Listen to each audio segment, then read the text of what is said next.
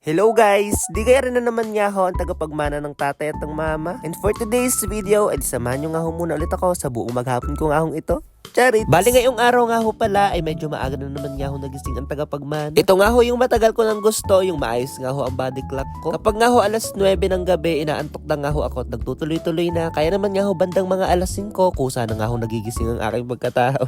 Charit! At nung ramdam ko nga ho na may gising na dinis sa amin, ay di ako nga ho ay bumangon na rin. Sabi ko nga ho sa tatay, ibigay na muna sa akin ang susit. Ako na nga ho muna ang bahalang magbukas ng aming tindahan. Para naman nga ho kako for today's video, ay di magsisipag-sipagan muna ako. Charit! Mga ganitong oras ho talaga, kahit madilim pa, binubuksan na nga ho ang tindahan dahil di nga ho man din, malapit nga ho kami sa paaralan. Pero yung ganito nga hong pagbubukas, hindi ko naman nga ho yan madalas ginagawa. Ang nagawa nga ho niyan ay ang tatay nga ho at ang mama. At dahil maaga naman nga ho kung nagising ngayon, ay di sabi ko, tutulungan ko nga ho muna silang magpatas ng mga paninda namin dito. Mga ganito nga lang ho kadalas ang ginagawa din sa amin. Pagkakarating nga ho ng umaga, ipinapatas nga ho at inilalabas yung iba nga hong paninda para nga ho mas mabilis makita ng mga estudyante na bibili nga ho din sa amin. At habang ang tatay nga ho'y busy sa pagpapatas ng aming mga paninda, kasabay nga ho nito ay di ang pagluluto na nga ho sa kusina ng lomi ni mama. At dahil may pasok nga ho ako ngayon, ay di aret mamamalansya nga ho muna ako ng aking uniform. At pagkatapos ko nga ho mamalansya, naalala ko na dapat kahapon pa nga ho pala ako nakapag-inventory ng GCash.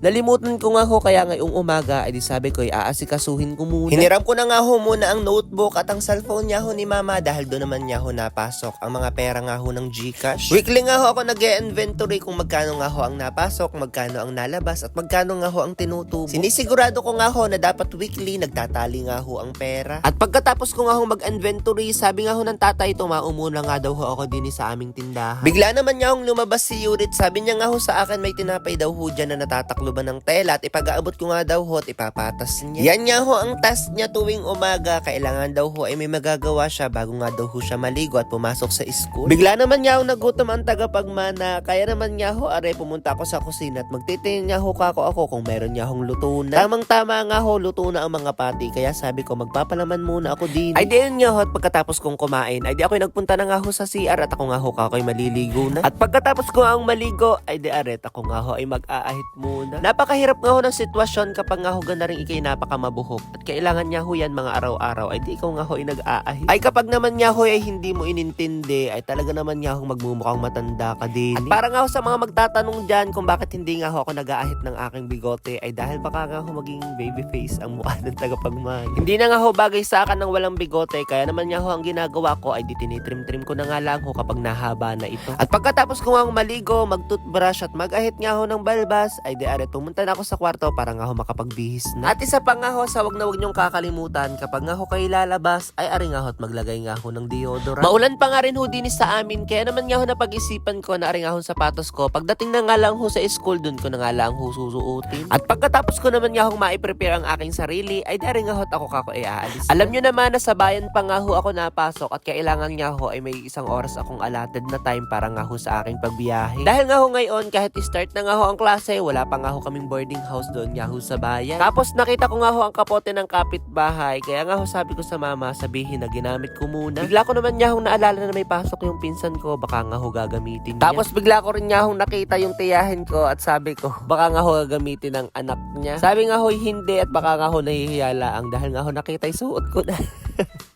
Charit. Ay di ayun nga ho at pagkatapos nun, ay di sumakay na nga ho ako din sa ating Rusi. Charits. Baka Rusi namin yan. At pagkatapos nga ho ng isang oras na biyahe, ay di arit nakarating na nga ho ako din sa aming school. Pagkarating ko naman nga ho din medyo maliwalas na nga ho at kakatila lang ng ulan. At bago naman nga ho ako dumaretso, ay di sabi ko magsasapatos na nga ho muna ako. Mag-aalas 8 na nga rin ho pala ito, kaya nga ho ang tagapagmana ay di nagmamadali na nga ho siya. At pagkarating ko nga ho din sa AC, ay di nandito na nga ho ang aking mga kaklase. At bukod nga ho sa amin, ay di nandito na nga rin ho ang mga 4th year student ng bawat department. Bali may symposium nga lang ho pala kami at ang amin nga hong speaker ay mula nga ho sa Dole. At dahil kami nga ho yung mga 4th year student, kami nga ho yung mga banda-banda riyan ay mag-a-apply na nga ho ng trabaho. Itinuro nga ho sa amin kung paano nga ho ang tamang pag-a-apply ng trabaho at ano nga ho ang aming mga karapatan bilang manggagawang Pilipino. Charit! At kung nakarating nga ho kayo sa video na ito, ay pwede kong pa-comment kung mga taga saan kayo para nga ho ang tagapagmana ng tatay at ng mama ay may idea naman kung saan nga ho nakakarating ang mga vlogs niya. Di ka nga ho man din kagabi, nag-promise nga ho ang tagapagmana niya na magsha-shoutout na nga ho siya. Unang-una, edi shoutout nga ho palang muna sa inyong lahat na nanonood nga ho ng mga vlogs ko. Edi shoutout nga po kay Ma'am Cheng from Nabotas, Manila. Shoutout din po kay Ma'am Rosemary Sacmar from Quezon City. Shoutout din po kay Sir Myro Falsis from Puerto Princesa, Palawan. Shoutout din po kay Sir Ignacio and Ma'am Jane Sara from Nueva Ecija. Shoutout din po kay Ma'am Sara Lau watching from Binyan, Laguna. Shoutout din po kay Ma'am Mary Grace Fajardo watching from Riyadh. At shoutout din po kay Tita Senator Relisa watching from Kanto. At shoutout din po sa friend ng aking kaklase kay Ma'am Iris Joyce Merabueno. Salamat po sa panonood nyo. At kung hindi ko pa nga rin ho kayo na shoutout at gusto nyo magpa-shoutout, adi mag-comment nga lang ho kayo at malin nyo sa susunod na video ay kayo na nga ho mapili. At bago nga ho ako umuwi ay dumaan nga ho muna ulit ako sa patahian ng uniform dahil yung isa ko nga hong polo ay nawawala. Ay siya, edi hanggang dito na nga lang po muna ulit ang vlog nating ito. Adi salamat na nga lang po muna ulit sa pagsama sa mga ganap nga ho ng tagapagmana. At kung hindi pa nga ho kayo naka-follow, adi pa-follow, like and share na rin naman nga ho ako ng vlog nating ito. Ay paano? Adi sa isang araw na lang po ulit ha. Harurut!